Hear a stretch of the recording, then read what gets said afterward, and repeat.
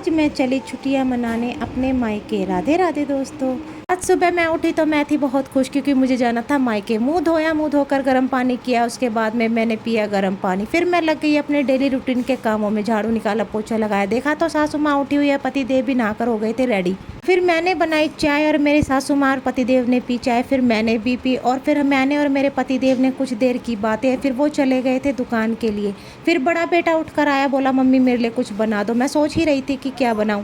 देखा तो फ्रिज में कुछ सब्जियां रखी थी, तो मैंने सोचा क्यों ना इसे कद्दूकस करके इनके लिए टोस्ट ही बना दिया जाए। सभी सब्जियां कद्दूकस करने के बाद में मैंने मिलाई उसमें मेयोनीज और मेरी फीलिंग बनकर हो गई थी तैयार। फिर मैंने ब्रेड पे लगाया घी और इस फीलिंग को लगाया ब्रेड पे और टोस्ट में सेकने के लिए रख दिया। उसके बाद मैंने बनाया बच्चों के लिए बनाना शेक।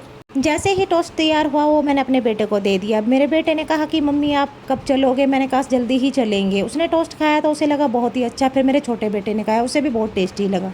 घर के सभी कामों से फ्री होने के बाद में मैं चली गई थी नहाने। नहाने के बाद में मैं हो गई थी नहा धोकर तैयार जाने के लिए।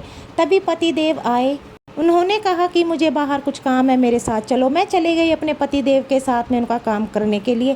फिर हमने रास्ते में पिया नारियल पानी। नारियल पानी हमें बिल्कुल भी अच्छा नहीं लगा। उन्होंने कहा चल तेरा मूड फ्रेश करने के लिए कुछ और पिलाता हूँ। फिर हमने पी ठंडी ठंडी लस्सी। लस्सी पीकर तो मज़ा ही आ गया।